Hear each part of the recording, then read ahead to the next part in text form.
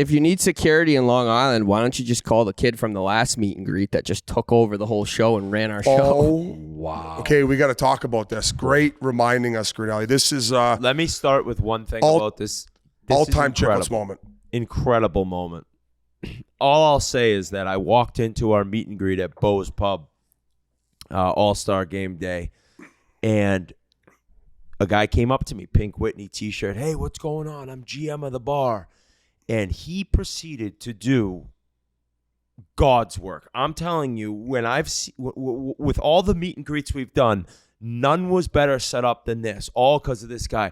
Got you this section over here. What do you need, Ryan? Right over there. That's an area you guys can go outside and chill for a couple minutes. What do you need to drink? Line's going to be coming here. He's then telling Merles, why don't you go over and talk to some fans in line? They might not get here before the meet and greet time ends. He is bombing around, and I'm like, God damn.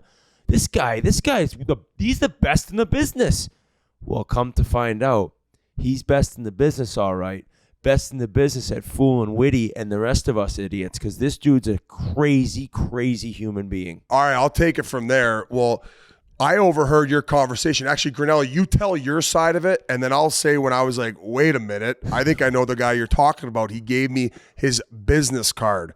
Grinelli, take it away. Yeah, I mean, this kid was incredible all night. Move the line along. But at the end of the meet and greet, one of the girls that works with us is like, hey, Mike, I really got to talk to you about something serious. This is really important. I just got to go to the bathroom real quick. Just let me run to the bathroom, then we can chat about whatever it is. So I'm down in the bathroom, taking a piss. I turn around.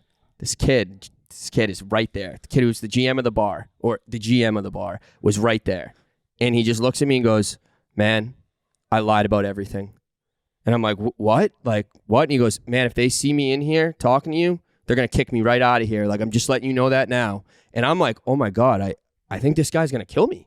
I have no fucking clue what's going on right now. And he's like, I lied about everything. I told the bar I work for Barstool. I told Barstool I work for the bar. But I got here at 9 a.m. this morning. I made sure everyone was in Pink Whitney shirts. I was behind the bar making drinks. I was bussing drinks. When Witt's in-laws got here, I went out and got them. He gave me a full list of everything that happened. And as we're walking out of the bathroom talking, everyone came down that was going to get him. And he's like, oh, I gotta go. I can't, they're gonna get me. This is so bad. I'm so sorry. I apologize for everything, but let me have your email and I'll email you my resume. He emailed me his resume. Impressive resume to say the least, but yeah, half of it's I'm sure it was true though. Yeah, I will never believe a word this kid says, but it was just a crazy page email of his resume of stuff that he's never done. So for people who are confused, this lunatic is a Chiclets diehard. This is why we love you guys. And he fucking came from Long Island down there with one mission in mind. All right, you haven't heard this? I know I did. I didn't know we came down from Long Island. I didn't hear Long Island. Holy shit. And he came down to prove to us what he could do for us. And he went into that bar at 9 a.m., told them he was representing us, told them what to do, how to get ready. By the way, he did a great job. He had all the waitresses in Pink Whitney shirts. He Not one of the waitresses everything you could ever ask for. Not one of them were wearing a Pink Whitney shirt. By the time he was done telling all of them, they were all lined up, ready to go, endorsing Pink Whitney, all dolled up. He had the line. He's Leonardo DiCaprio from that movie. What's that called? Catch Me If You Can. Catch Me If You Can. He's Chiclets If You Can. It's like he actually faked everything to have everyone convinced that he was working for the other side, in which you wouldn't even know who worked for them. And now I don't know, do we have to hire this guy? I think we got to hire him. He's either going to bring us to the moon or he's going to slit our throats. I just don't know which way it's going to go. But it's hard to find good help, so we're going to give him a try. Hell of an audition. He nailed the audition. When we say this, he nailed the audition. He was the hardest working person there. And you guys are probably wondering, well, how the hell do you know about it? He came out to me outside and told me the exact same story that he told Grinnell, but that's probably when he was like making his full exit. He gave me a business card from the bar, but it was his name written on somebody else's business card. Not one piece of information on the business card was his, just his fucking name. Jeez. So this guy's an anomaly. I don't know if he's the smartest or stupidest guy in the world, but I respect his hustle. How about he this? Might be our latest Chiclets employee hire. The following efforts were completed with zero direction from management at Bo's Pub. 1. Recommend all front of house staff wear Chiclet attire. 2. Place Pink Whitney drink special and pink fork and knife roll-ups on every table facing the door to ensure positive optics. 3. Move tables and chairs to create a more welcoming dining room downstairs. 4. Choose appropriate Pink Whitney logo to be displayed on TV screens. 5. Man the door and deny access to those trying to enter the restaurant prematurely. You drove from Long Island to fucking be here and you're dogging people. 6. Swinging the line from the neighboring businesses. 7. Offer to hold a pre-event meeting with staff to get everyone on the same page. 8. Leslie Grossman, Bo's Pub Director of Sales and Events, quickly realized they were understaffed, so I helped her seat incoming guests. 9. Recommend to Leslie she shut down open table reservations platform because the app allowed people to make reservations upstairs and that's where we'd be holding our event.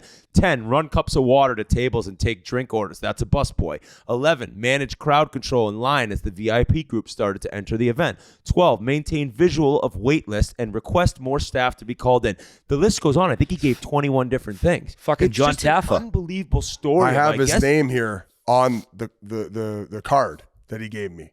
It's Joshua Chat GPD. This guy is the human version. He's a fucking robot. 19. This is Chat GP. I told you he was coming to take your jobs. Hey. This is Chat GPD. This is the future. You're fucked, kids. 19. Ordered Uber XL for departure at 2:15 p.m. because I checked the traffic and knew the guys had to leave for a 3 p.m. arrival to the arena. God. Then he writes us all notes. Wit, the only father of the podcast. You never got a chance to play in front of your kids. A common question you ask guys on the pod. How's it feel having your kids around the locker room to watch you do what you do? Ask Jordan Eberle how it feels, and when you do, ask his wife how much of a help I was in the family room over the years. As the pod grows, so do kids. No shit, bud. Chiclets is going to continue to be needed around North America and maybe overseas. You never know. You might want to bring your family along to enjoy these moments with you. You and your son against Sean Avery and his son in a sandbagger. We have no idea what the future holds. But I can tell you that I'll be there to slit your throat when you do piss me off finally. If I'm completely wrong about this, I hope you can at least agree to the previously mentioned points I've made. And he wrote all of us little notes. It's a wild story. I want to hear where mine. you're- I haven't read mine. Read Okay, RAs. so Come on, yours read is RAs. RAs. Brian, we had a great chat. Who's chat Brian? walking around the arena looking for Yans on Friday. I have tremendous respect for you as the journalist of the pod. Would love to show you some of the pieces I've been working on over the years. Biz, in quotations, you gotta be the bad guy. I've been the good guy for way too long. I've been bent over backwards, no spit, no lube, sandpaper finish by too many companies, organization, and people I considered family. I am willing, able, and honestly ready to be the bad guy for once. I don't know if that's a good thing for all events moving forward. I can be that much needed bad guy. I don't want to be on camera, and I certainly don't want to steal the spotlight. You've stole the spotlight, bud. During the pod, RA drives the bus. During an event, you need a glue guy, a locker room guy. Same as you were on the aux for Sid. One who isn't afraid to block shots and take down the other team's tough guy when they're running around like a donkey. Someone who knows when to get security involved. Yeah, like when you show up. Not some dude in a black polo who claims they're security and is hungover from last night's efforts of trying to wheel the bartender even though she's reminded him countless times she has a boyfriend. I've been working guest services in large-scale events for the past decade. These things happen. They happen every day and everywhere. There's no avoiding them, especially when alcohol is involved. And boys, let's be honest. You just launched 2 major alcohol brands. However, by injecting me into the mix, a lot of it can be prevented, avoided, and you'll ultimately be protected under my supervision. If Pink Whitney doesn't hire him, I'm hiring him for Big Deal Brewing. This Holy guy is fucking amazing. Eddie Wilkes. He shouldn't Holy shit. he shouldn't be working security or whatever he's trying to get as a job. He should be writing novels. Seriously. He drove from Long Island, right? Yes, that's what he told us. He said Well, he yeah, drove from well, Long Island. Allegedly. Just a wild story of, I guess, shooting your shot, but also anyone listening, don't ever fucking do this. Yeah. I don't really know how to describe it. Yeah. But when you told me in Scottsdale, have you heard this story? Where I was like, no. And then you were telling me about the guy. I was like, oh, yeah. I wonder if the GM knew him. You're like, no. That was him.